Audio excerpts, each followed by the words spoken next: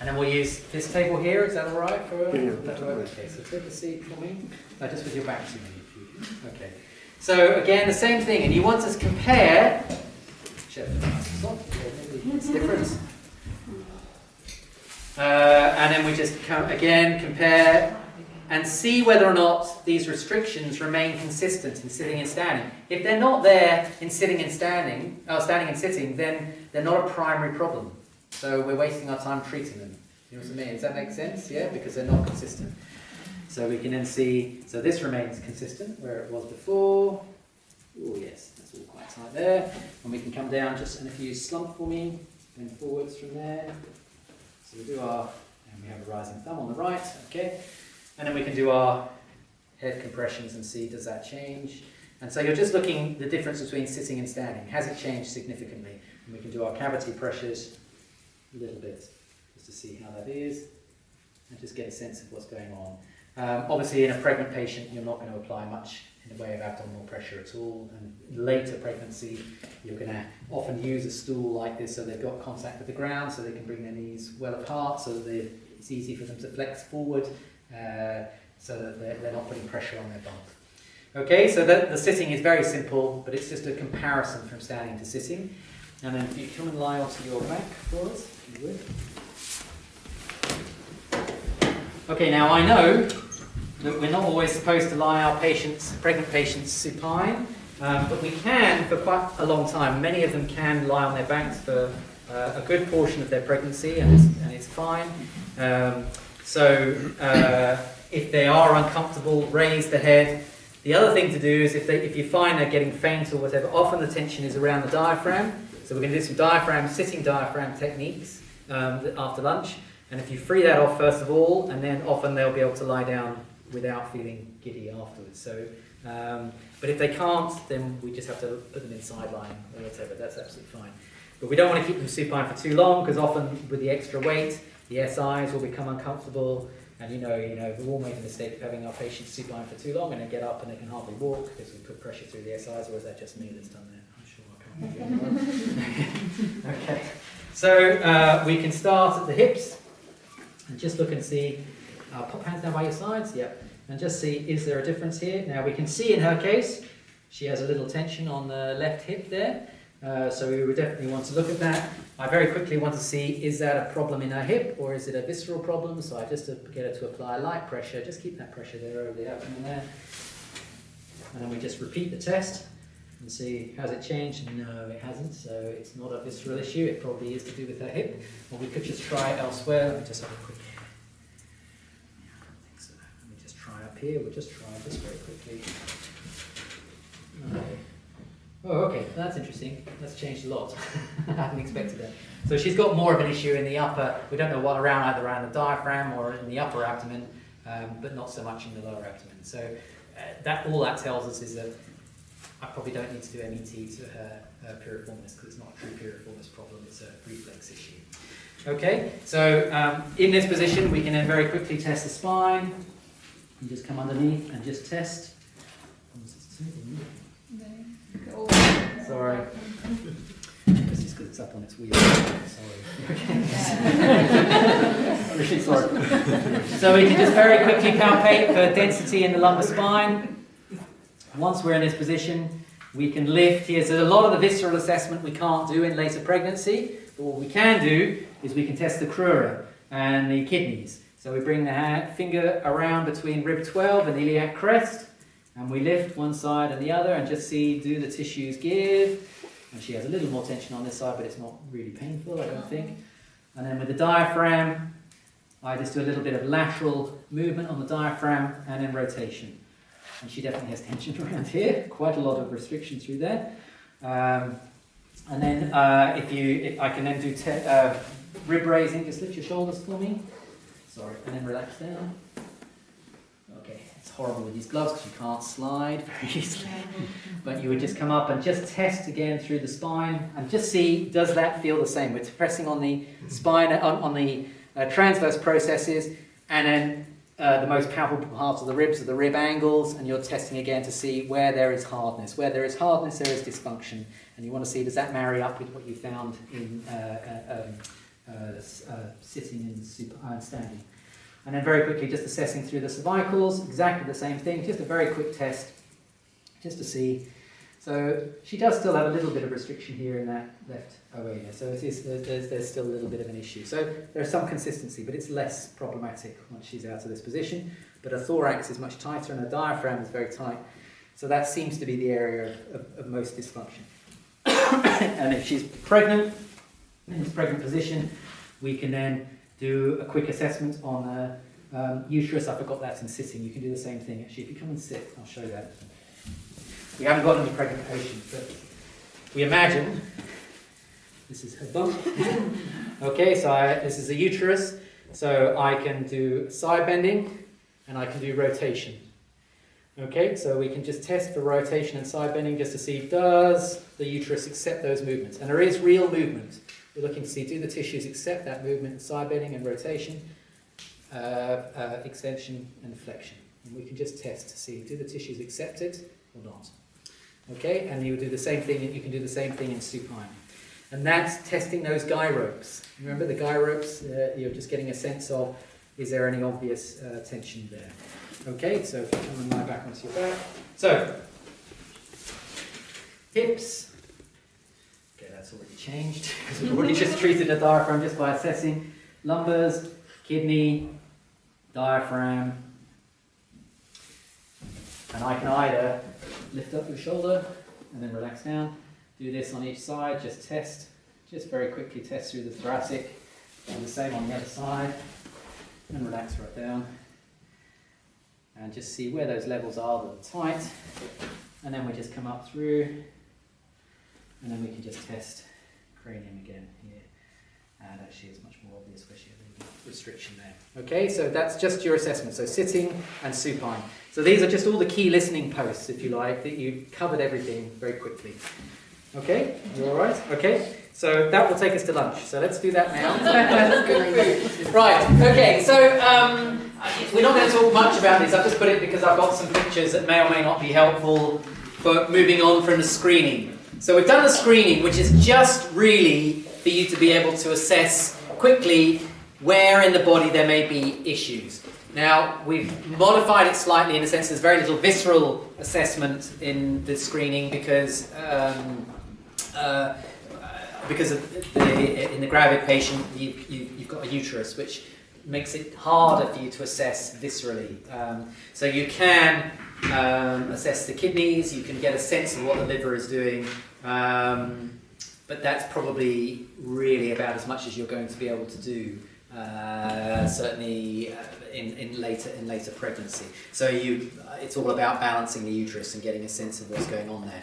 So I told you that it was really just a screen at that stage, and then you need to get on to doing specific regional diagnosis. So I think what we should do, and I really don't want this to be teaching you to suck eggs, because I know you all know what to do, but this may be a slightly different model for some of you. And so we'll go through quite quickly for the thoracic and the cervical spine, how we can just quickly assess with this FRS, ERS type model. And then we'll look more in detail at the lumbar spine, because that's harder to do in a pregnant patient, but actually really important, because I probably spent the first, 10 years of my practice on pregnant patients just using MET. I learned MET purely so I could treat pregnant patients with acute low back pain, and it was really effective. Just because I found I couldn't really find much else that works. And I find a lot of these sacroiliac restrictions were there, and so we'll look at how you can assess those and then how you can then treat them quite quickly.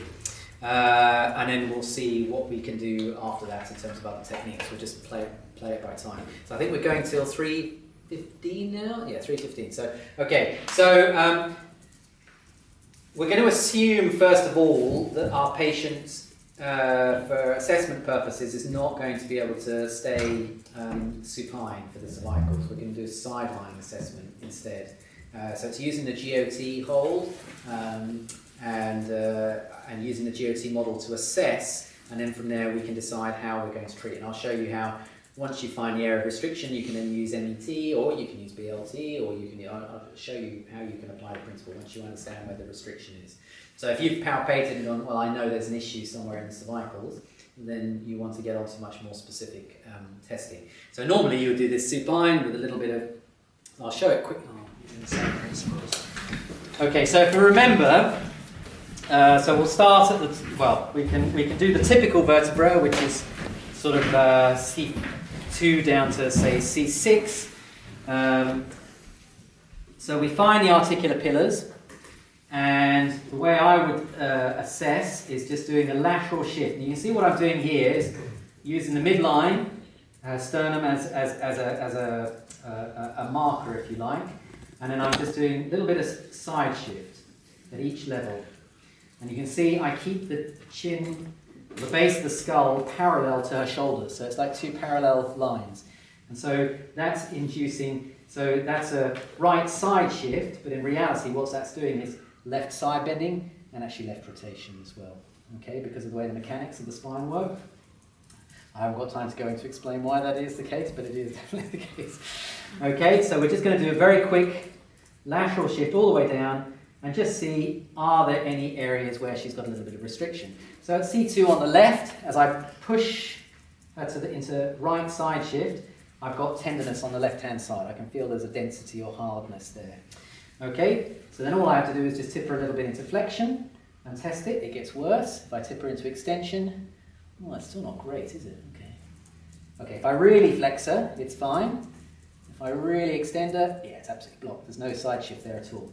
So we will call that, so she gets better in flexion compared to extension. So she can't effectively side bend or rotate to the left. That's what she's blocked in.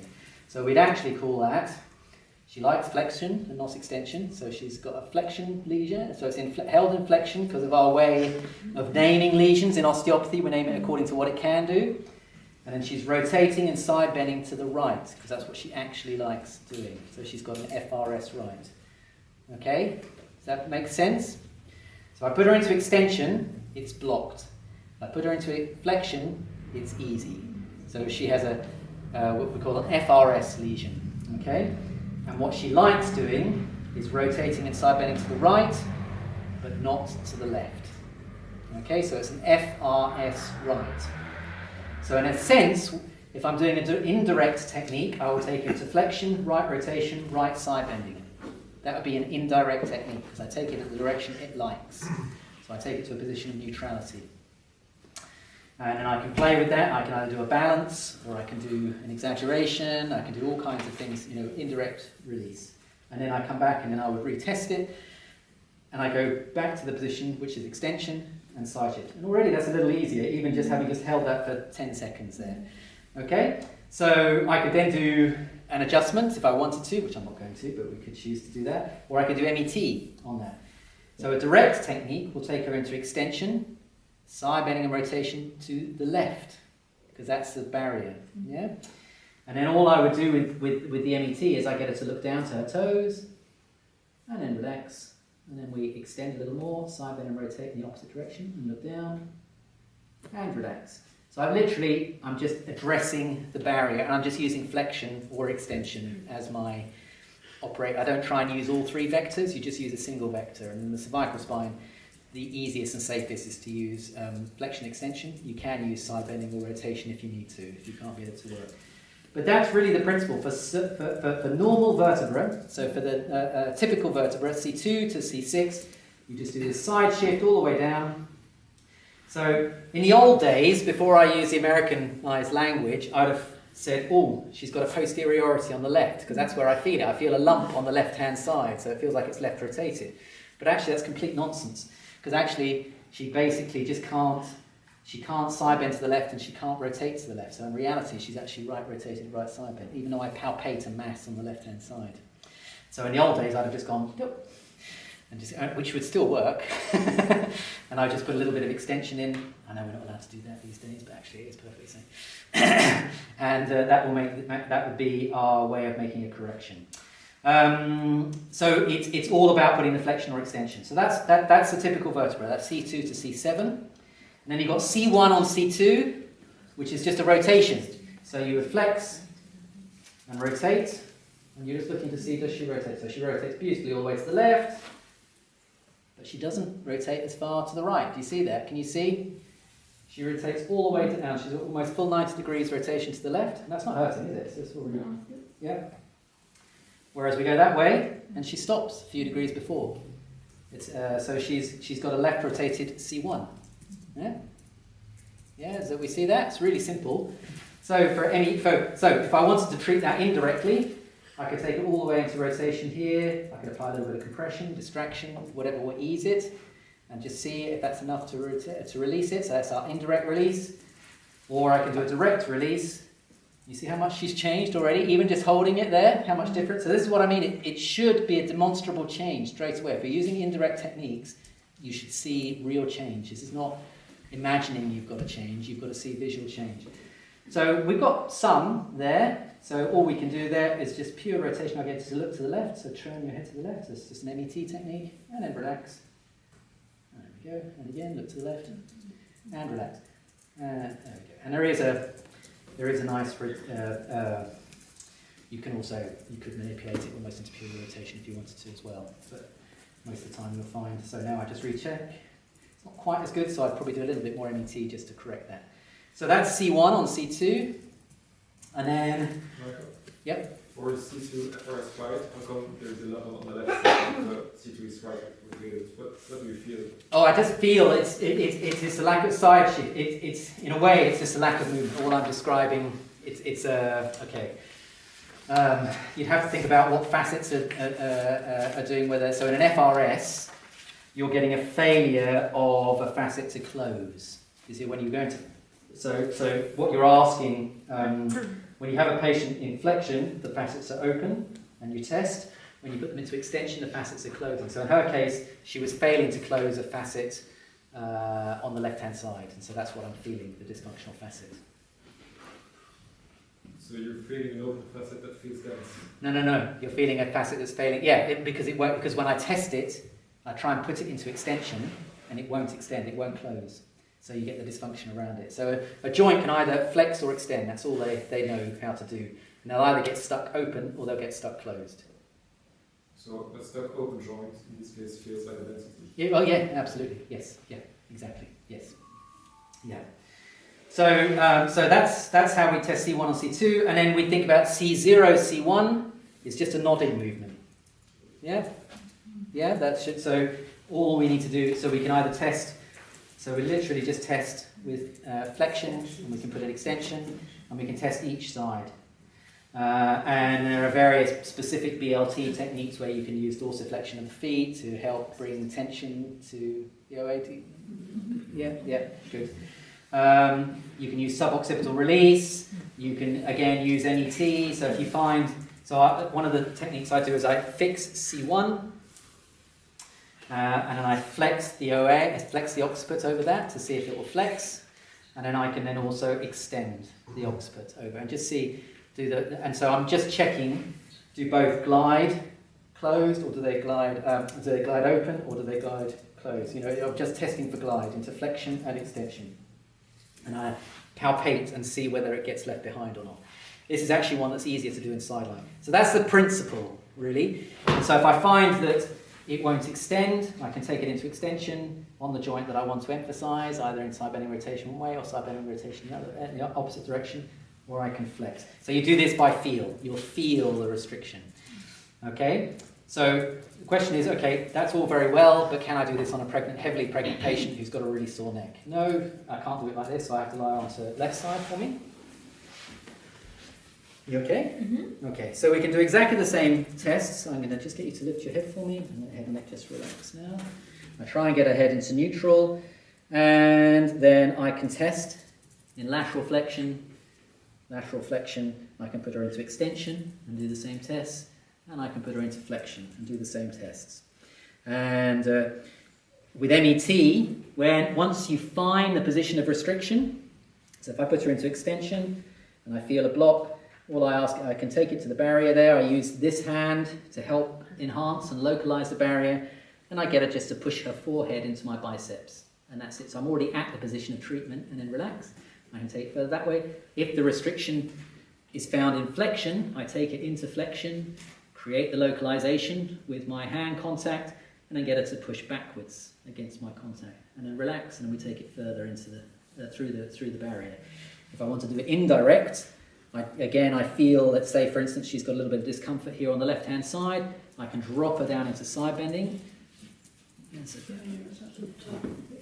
Oh, it's higher up, sorry. Okay, you're right, sorry. Yeah, lift your head for me. Oh, crap handling. It's what happens when you don't use your own equipment.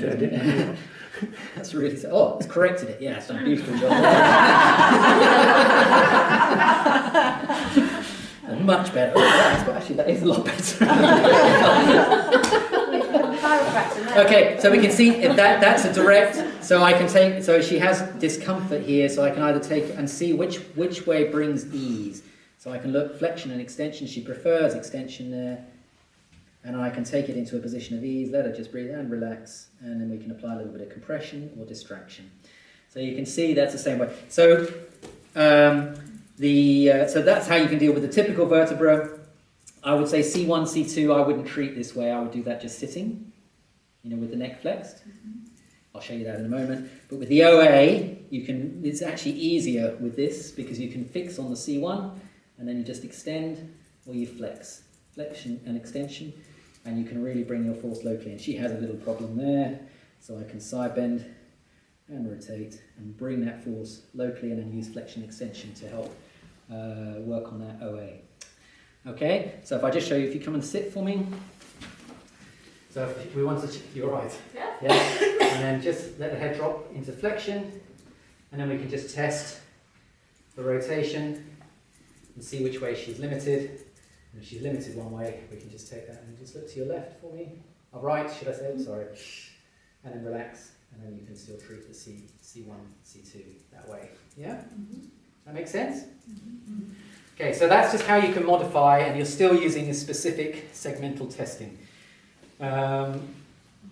Okay, and let me just show you now she's sitting, how we can very quickly test the thoracic spine for individual. So you'll normally have picked up, as you're doing your screen, that there may be tension. So you may come down and go, well, where is she most tight? And remember that we have a little bit of an issue here. Okay, so I use the transverse processes as my area for reference. Sorry, you can't see it. So, maybe. So I can then look down her body and I can see, let's take this segment here for example, that she's posterior this side compared to this side. So that means she is right rotated, that segment. So I can now just test and see what position that gets better in. So I get you to flex, just flex your head. And I want to see, does that asymmetry get any better? Which it does, I think, and then come back up, look up to the ceiling, so look up to the ceiling. And that makes the asymmetry worse. So she goes more into right rotation, come back. So what movement doesn't she like? Yeah, and what does she like? So we have, we have an FRS right, that's it.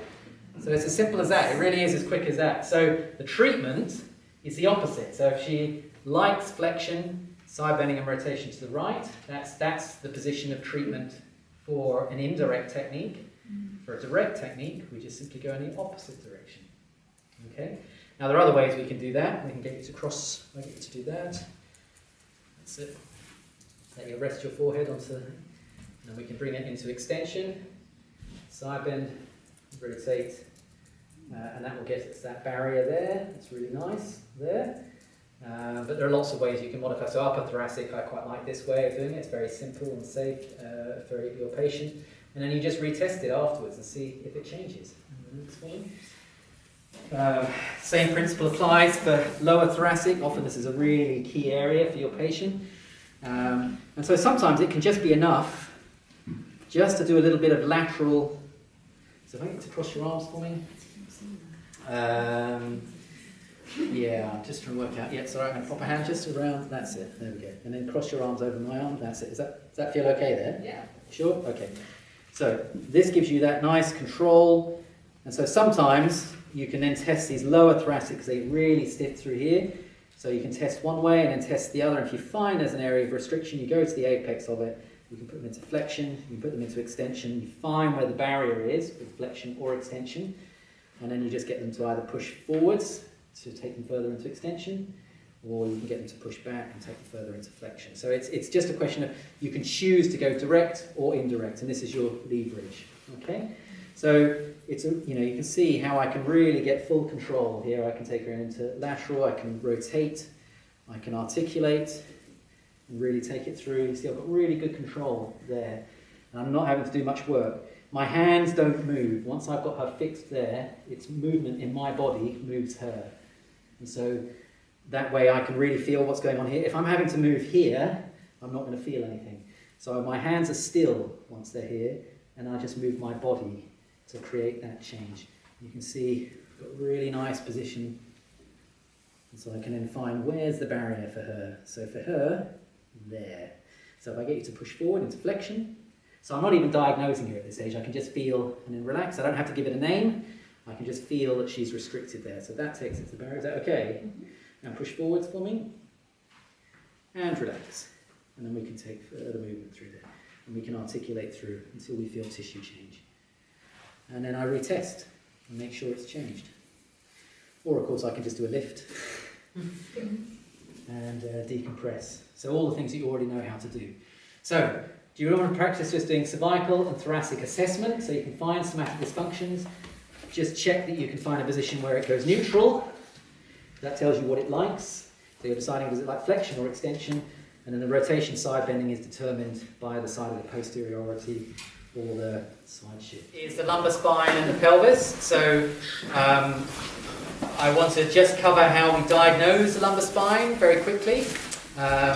I'm not going to go over it in too much detail in terms of the reasons for the diagnosis and so on. I have a whole separate lecture on looking at how facets move and everything, and we've done a bit of that before, and they're on the Keso website, so I think you can look those up when I'm on previous workshops. So it's really about how we modify examination of the lumbar spine for the pregnant patient. So for the non-pregnant patient, I'll just do it really quickly just to demo. If you lie on your tummy for me. So obviously this is a no-no for pregnant patients. So we would check the extension of the lumbar spine by asking the patient to come into Sphinx position. And this allows us to test for extension, and then we look for asymmetry in the lumbar spine here. So in our model here, at L2, we can see she is right rotated. Yeah, you see that there? She's posterior on the right. Big asymmetry. So then the opposite of that is to put her into child pose. So having found that, I want to see if she gets better in flexion. So if you go into child pose for me now, so kneel back. Oh, bring your hands closer. So it's not proper child pose, it's more of a crouch. And here, she is absolutely neutral. Yeah? So what does she have here? So it's L2, FRS, and it's posterior on the right. FRS right. So the diagnosis is easy for the non-pregnant patient. Yeah? So, but we can't do this in a pregnant patient. So what can we do instead? So we can try on all fours. Okay, and we can ask her now just to drop her back. So this puts her into extension, and we can look for asymmetry here, and we find we have a little issue here. So now go into, now round your back, really come up, and we see she goes into neutral there. So it's really simple. We can either do that, but sometimes for some patients they're still not even going to manage this. They're going to feel uncomfortable kneeling on a bed. Okay, so what can we do instead? A chair? What do you mean? Like this? Oh, yeah, possibly. So we can, see, often you can do it sitting, but with a very pregnant patient, they're not going to be able to flex very easily with their big bump there. So what we can do is ask them to do this instead. Yeah? So we can ask them to lean. So if you come on, so we bring the table up a little bit. Actually, it doesn't need to come up much. So if you lean, that's it. And now I ask you, just let your back drop, and then we can check and see. We look for asymmetry here, so we have a right rotation here, and if I get you to go round your back, and her asymmetry goes away. So she has an FRS right. So it's very easy. You can check the whole lumbar spine. So you have them rounded, look for asymmetry, and you have them extended, and look for asymmetry. Now these are really, really key. So in her case, if you take a seat for me for a sec. So if you imagine the lumbar spine in its natural state is going to be extended. We agreed with that? That seems like a natural state of affairs. So if you have a vertebra in the middle of that group, which is flexing, it's really disrupting that natural curve. So FRS lesions are always quite problematic for anyone really, but particularly in a pregnant patient, because their back wants to go into extension with this big baby, and they've got this flexion lesion, so it's going to really give them a lot of discomfort. So it's really important that we know how to deal with that. So I'll show you the technique for it, which is no different for a pregnant patient than it is for a non-pregnant patient, with the technique that I use. But I want you to imagine why an FRS is a problem, because it goes against the natural curve. So in the thoracic spine, the natural state is to be flexed. So the problematic vertebrae are going to be the ERS lesions, ones which that don't like to flex. They're going to be really disruptive. And again, it's the opposite in the cervical curve. They like extension. So if you've got one that likes flexion, again, that's going to disrupt the curve much more. So you always want to look at the ones that oppose the natural curve first. They're going to be the ones that cause the most clinical symptoms and signs, and ones that can be really useful for you to... So often in the lumbar spine, we don't pick up FRS unless we look for it, because often we say, oh, can you bend forwards for me? And they bend forward and you go, oh yeah, they're fine. But we forget to ask them to backward bend. And it's in backward bending that an FRS lesion will show up, because you're asking the facets to close and they can't, and so they get an asymmetry around it. And so what you'll find is that the rotation, so in our case here for our model, she is right rotated, which means her left facet, and you don't have to remember this, but for those of you who'd like to know this, the left facet is failing to close. So as she comes backwards, the right facet closes, the left facet remains open, and so that causes her to rotate to the right and side bend to the right around the dysfunctional facet that's remaining locked open. So our goal is to close that facet. Okay, that's the goal through treatment. And you could gap it and it will reseat with an HVT, or we can use MET, or you can use positional release, you can use BLT, whatever technique you like, but you just need to see at the end that it's better. You know, that whatever you've done has changed it. So the diagnosis is much more important. Once you've got the diagnosis, you can do your technique, see if it's changed, and then go back and recheck afterwards and see if it's changed. Now, for FRS lesions in the lumbar spine, both for pregnant and non-pregnant patients, are often caused by visceral restrictions. So it's often worth having a quick check through the abdomen and see if there is an obvious restriction. Treat that, it takes 30 seconds, go back and retest, and if you fixed it, you'll see they can go into extension much more comfortably, and your patient will think you're amazing, and it saves you having to do the MET and remember how to do that on the lumbar spine. Okay, so I'll show you the MET for the lumbar spine. So in her case, she was right rotated. So, yes. Any particular organs? It's usually, if it's mid-lumbar, it'll often be the root of the mesentery. But it can, in a pregnant patient, it can just be the uterus, just the way the uterus is pulling forwards there. And it's always worth checking the kidneys as well. The kidneys where we check, you know, where we do the check between the rib 12 and iliac crest. But yes, root of the mesentery in a non-pregnant patient is often a significant cause of lumbar restrictions. Do you want me to? Does everyone remember? No. Do you want me to show you that very quickly as I've talked about it? It's not really very fair to talk about it and then not show you, because it's really quick to test. So if you come and lie on your back. Actually, can you do the other way around? Is that alright? Just so we can see better from the camera.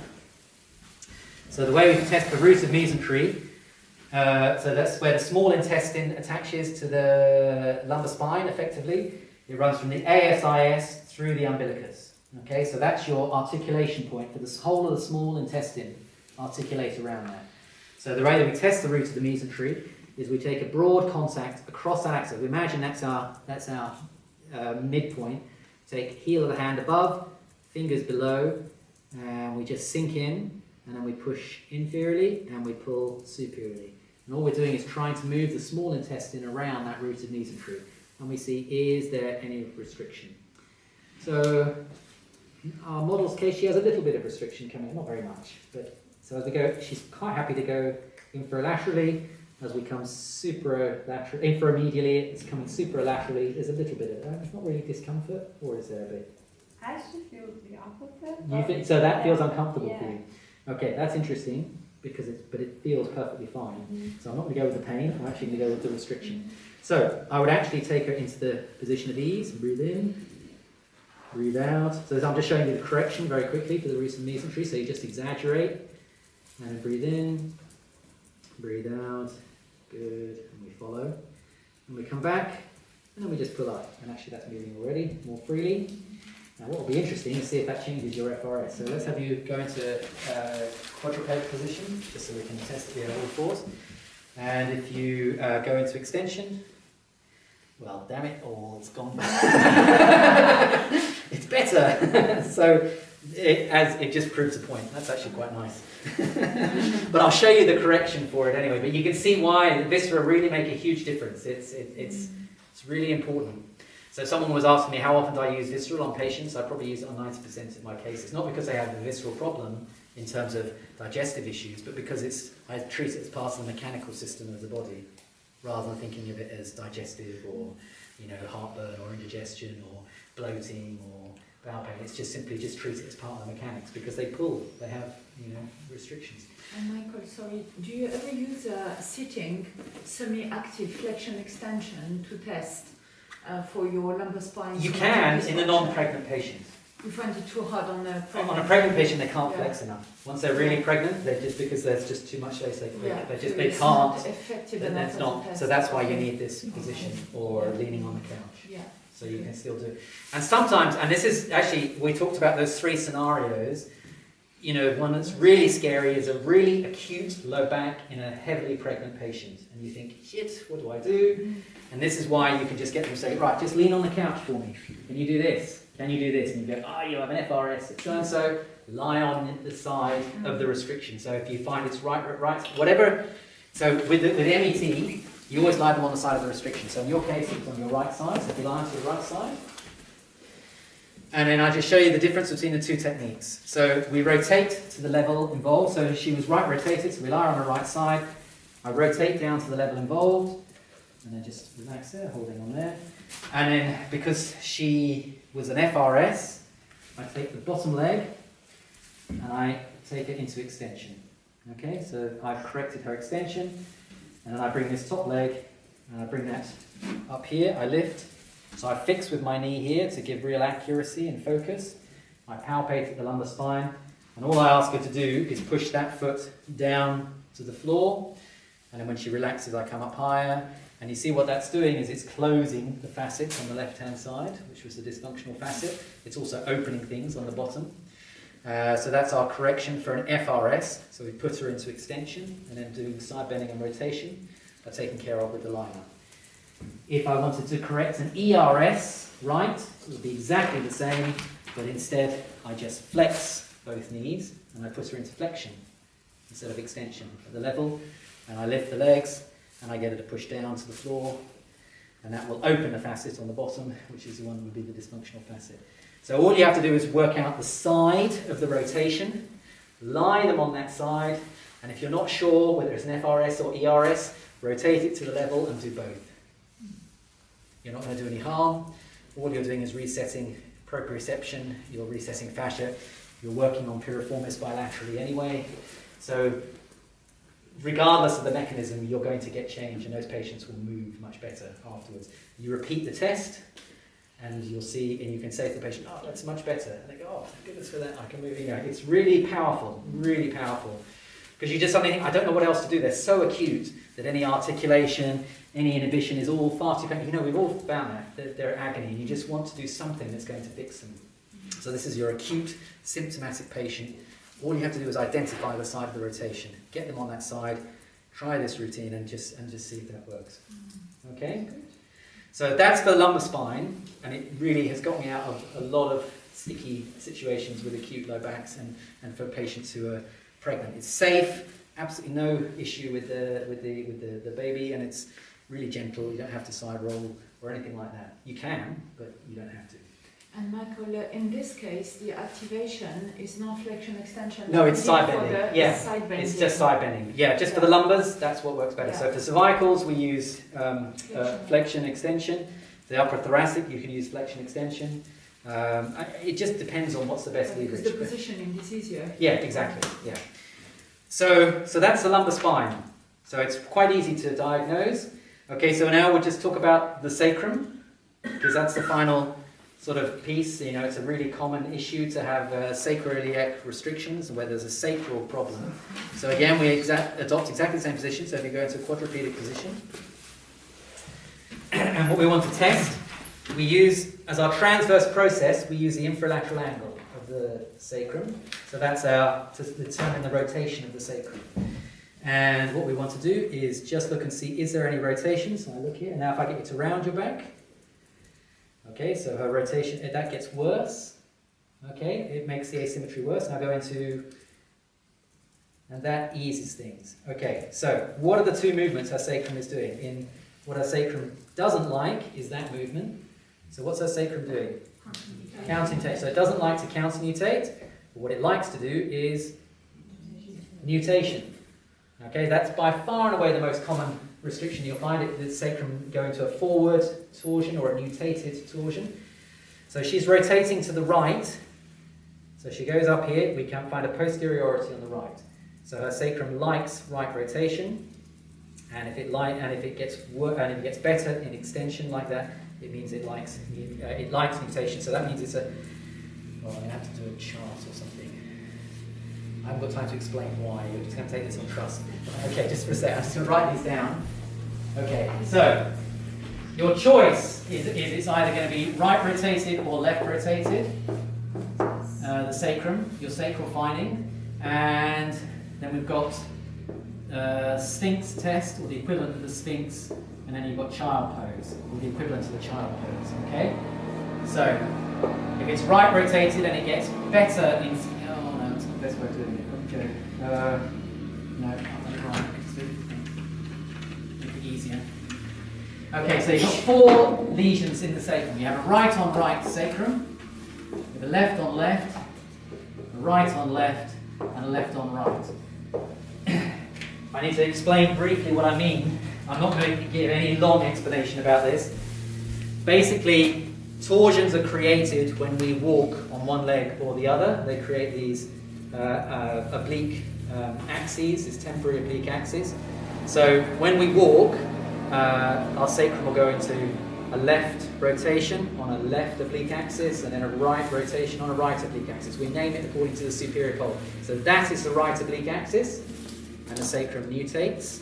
And you see, if we imagine there's a smiley face on the front of the sacrum, it's going into right rotation. So right rotation on a right axis, left rotation on a left axis. So right on right, left on left. So that's normal physiological walking. That's what happens.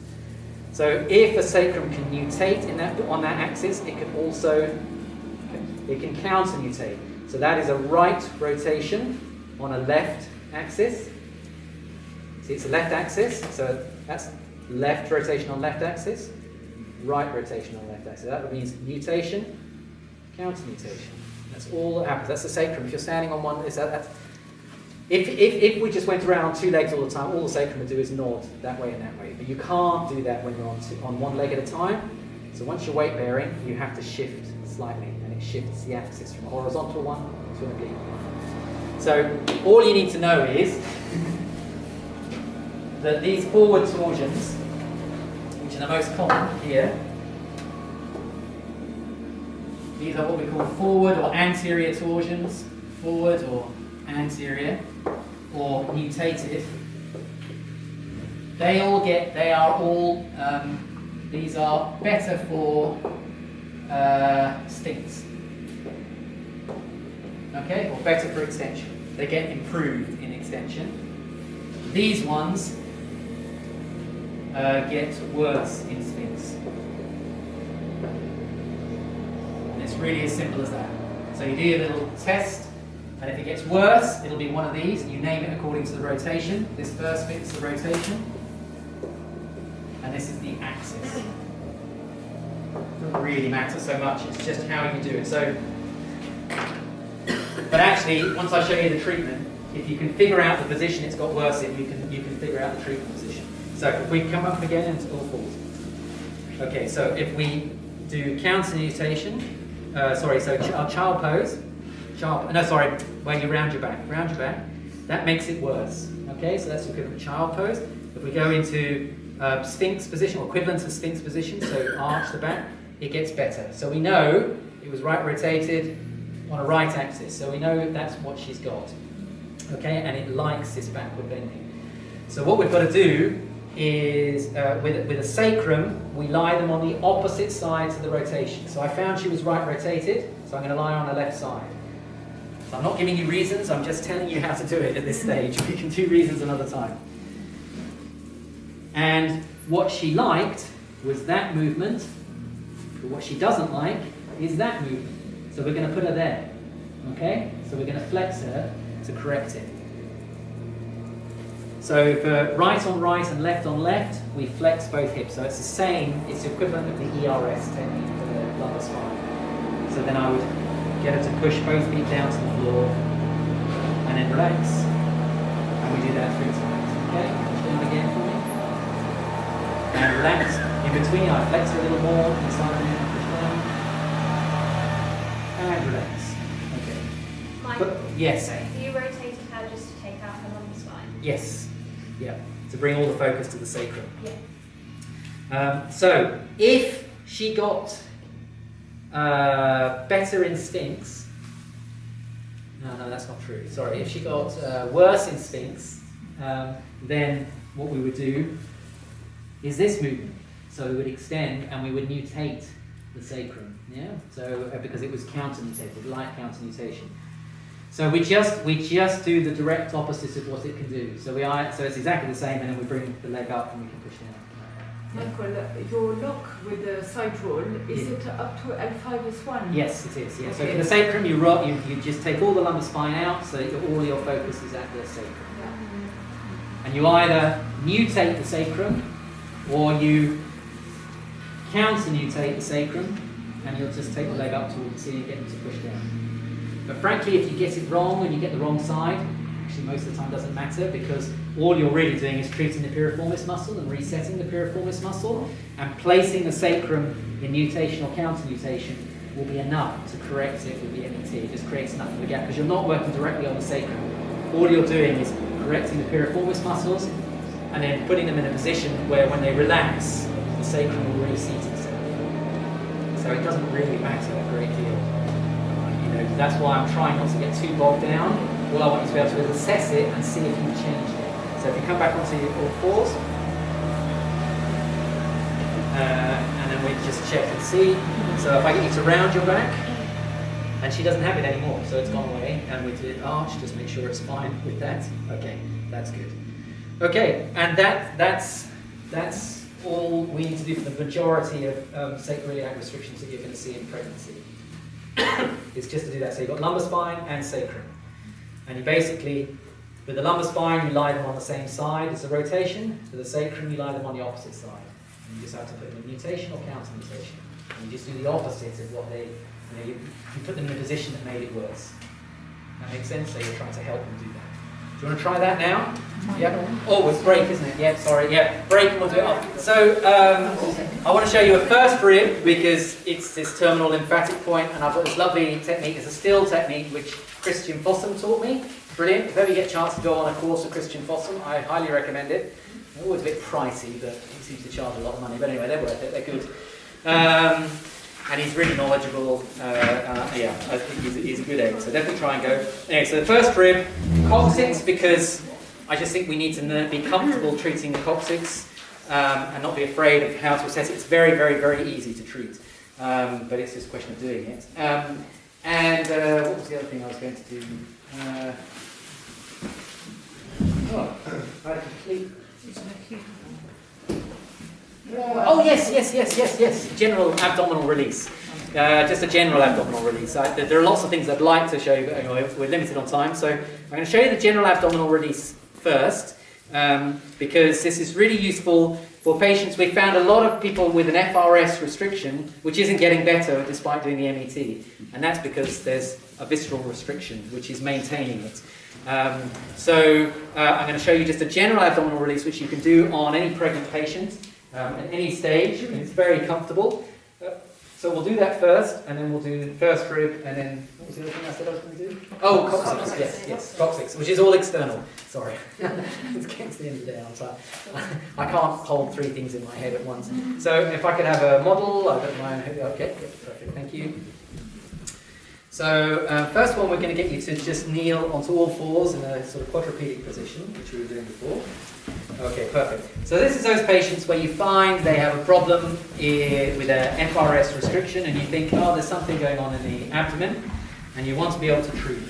So I'm just going to take a contact on the tummy.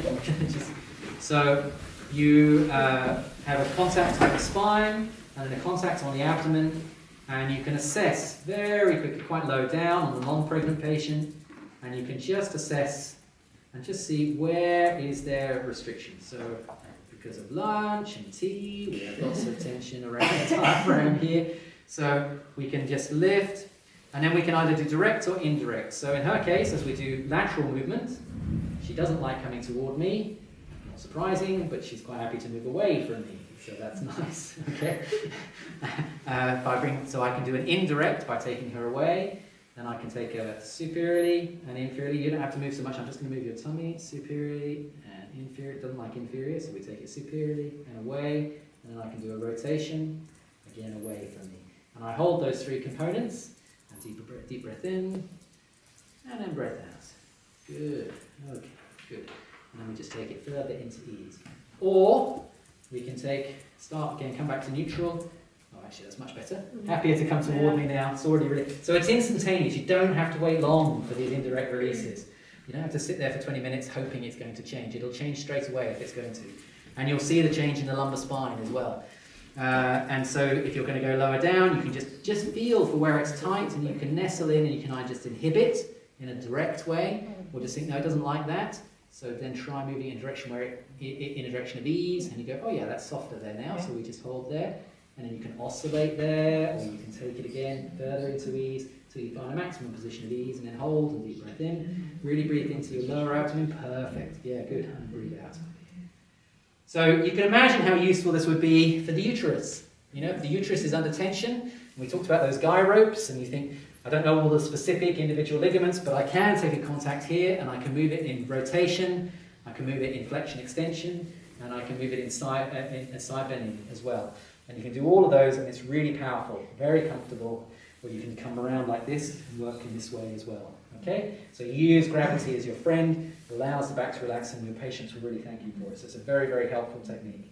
It's also in Didactics Online. You go to Didactics Online, it's a great little channel done by American med students, osteopathic students. They've got a whole series of videos on from cranial base patterns to indirect, direct techniques, how to assess the sacrum as well. So just go to Didactics Online. Really good set of videos on YouTube. Great little channel there. And they've got that technique there, so you can revise that. Good. Okay, so that's general abdominal. That technique you were just doing there. Yes. If the patient's very pregnant, so really large abdomen, where are you contacting the abdomen? I would right on the point of the apex. It's the largest, yeah. And then I support it a little bit. Yeah. So I lift a little and then just take it in different directions to release. Mm-hmm. And you can have both hands underneath there if you need to, just to support. Okay? Can you also do that standing, like you showed us how you can do the standing? Oh yeah, so yeah, Extension. do you mind me? So you could do that like this, yes, you could do it like this, absolutely, exactly, yes, you definitely could. Yep, definitely could. Okay, so first rib. Yes, so if you come and lie onto your back for me. So I'm just going to see. So we'll take it as this one. There's a little bit of tenderness in there anyway, isn't there? So. Okay, so we have a little elevated first rib here. So this technique you use, so you're facing the patient's head, you use the hand on the medial side to grab hold of the back of the first rib there, and you're going to pull it anteriorly to disengage the rib head. Your patient places their hand on their sternum, and then you're just going to circumduct their elbow. So I pull anteriorly to disengage the rib, I then push and mobilize through that. It just looks like nothing, but it's a still technique. So you're starting off from a point of ease, and you're going from indirect into direct, and that's that full circumduction. And the key with this is that movement there. So I'm pulling anteriorly and inferiorly on the rib. That's pushing up, and so I get this crossover here, and that really creates a very powerful leverage. You can feel that on the rib there, it's really strong. So there's no thrust, it's literally just that.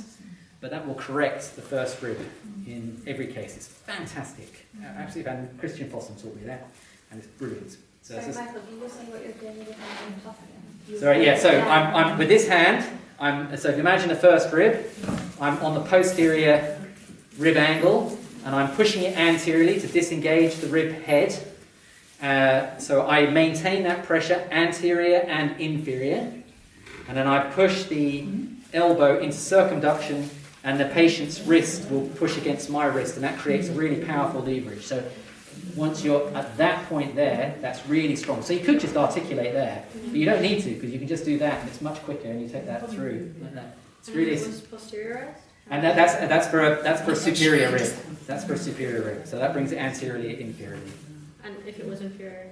Oh, it's a different technique. Oh, okay. Yeah. For that, you would want to just raise it, and you would yeah, it's a different technique. So if you've got an inferior rib, which is much less common, you want to raise it up. So you can use the scalene muscles to do that. You fix on the shoulder, you fix here, and you ask the patient to pull. So bring the two together, and by contracting, you're going to elevate that first rib. Okay. And there are other ways of doing it as well. Okay, so that's first rib where it's elevated, because that's the one that tends to impinge and create less clavicular. Now, what was the final technique? What was I going to do? Coccyx. Oh, coccyx, yes. You buy that. Okay, so normally I would do this prone, but obviously it's harder to do prone, but in a pregnant patient. Although, so the way you assess it, first of all, just come and sit for me. Are you okay for me to do that? Or you have to swing away from me? So, for the camera's sake, I'm going to sit. I'm not very good at palpating with my left hand, but we're just going to assume for the sake it makes it easier. So I'm going to give it a slump and bend forward. I'm going to use my middle finger to find the end of the coccyx and then hook around the end of the coccyx so that I can pull posteriorly and really get to that. And just assess whether or not the coccyx is painful or not. So I'm just going to flex you forward. And I'm just going to bring you back. Sorry, I'm going to flex forward again. Sorry, there we go. And people almost never go far enough to get to the end of the coccyx, and then we bring the patient back over the top, and then we just side bend it over each side and just see, is there density or pain? Is there any pain as we do that? A little bit more. That side there, just there, yeah. Whereas that side is okay. So she has a little bit of density on the right-hand side as I push onto the right-hand side of her coccyx. So if I were just doing this prone, which I'll show you because it's easy, and then we can modify it. How would we modify? We'd probably do all fours or standing again, just as we did with the pregnant patient. But for simplicity, for the first time, let's just do it just with it prone. So if you'll answer your tummy for me. So you want to inhibit. That's giving you your first indication that there's a coccyx problem. So you're going to come down to those infralateral angles like we had before, come below, and then you can then just push medially. And you're going to push against the lateral edge of the coccyx on each side, and you're just going to ask the patient which side is painful, and it's that side there, a little bit painful there. Okay, whereas I push that side, it's fine, isn't it? It's not, okay. So all I'm doing is side bending the coccyx there with that. So what I would do is I would go on the non-tender side, and I would exaggerate. So I take the coccyx in the direction it wants to go in. So I push it away. And so that's going to relax coccygeus. So I'm going to get them to take a few deep breaths just to release that. So I'm mostly on the coccyx itself, on the distal part, and you can go from the proximal to the distal coccyx, and you can identify which of the tender segments. Then you come on the tender side, and you may find straight away it's easier, and that's already it's already eased just from having done the indirect. But if it's sometimes the coccyx will be very tender and bruised, and you can't tolerate pressure directly on it. So you're just going to push into coccygeus on that side. So literally, you're just going to push anteriorly away from the bone, so just between the sacrotuberous ligament and the coccyx. You're just going to push into coccygeus there and inhibit, and that's already. And we just wait for that to release. As that releases, then you put your pressure more medially onto the coccyx and mobilize directly. You can see I'm just literally, it's so simple, But my goodness, the number of patients I've had referred to me over the years for coccyx pain, and oh, Michael does coccyx, and thinking I'm going to do an internal technique. Most of the time I just do this. I hardly ever have to do internal technique. This will solve 97 out of 100 cases just working this way. Very rarely do you need to do an internal. You do sometimes, but not often. So it's really important that you get familiar with this because it affects the whole pelvic floor. So for pregnant patients, obviously the coccyx needs to be able to move during childbirth, and if there's pelvic floor trauma, then you need to check the coccyx after birth, because if it remains restricted, the whole of the pelvic floor will be hypertonic. So you just need to be prepared to just get in. So all you need to do is be prepared to palpate it.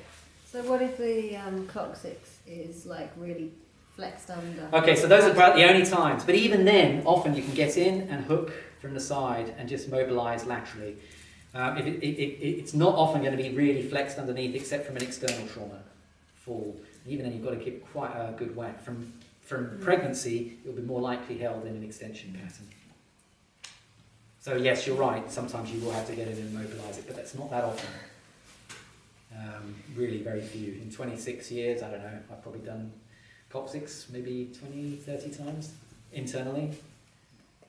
I've done far more internal, gynae issues, and actually I do it more, prostate issues as well. I've probably done more of those than I have directly for the coccyx. Most of the time for the coccyx you can correct just in this. Okay, so that's those three. Thank you very much. So that's abdomen, first rib, and coccyx, and that's probably. Pregnant patients, how would you do that? Oh, in pregnant patients, you just do it in all four. So you just modify the position and just have them on all fours. Or side lying, huh? Yeah, you could do side. Exactly, yes. I do it side lying. Yeah, exactly. Yeah. So you just change them from side to side, so you can't always get. But yes, you can do exactly that from side line. Yes, perfect. That's much better. So which muscle? So you were more releasing the muscle because. No, you mobilise. You're on the coccyx. Well, it depends. If the coccyx will allow it, I go on the indirect side. So I push in the direction of ease first of all, and I come back and push it directly. And what about the lateral coccyx cecum ligament? Because yeah, you're going to inhibit into that, all of that. Yeah. So I push directly on the coccyx, and then I will inhibit the coccygeus and other. But sometimes it's too painful to press on the coccyx, so then you push into the soft tissue lateral. Yeah. To it. Okay. Good. So that's as much as I'm going to say today. So practice those, and I have to leave right at 4:30, so I'm going to unstep. I'll come and help you. But thank you very much for being so cooperative and helpful today. I hope it's been helpful. Very good. I will forward the presentation to Claire, and then she'll send that out to you. Okay. So get on and practice. But thank you for being so helpful. Thank you. Thank you very much.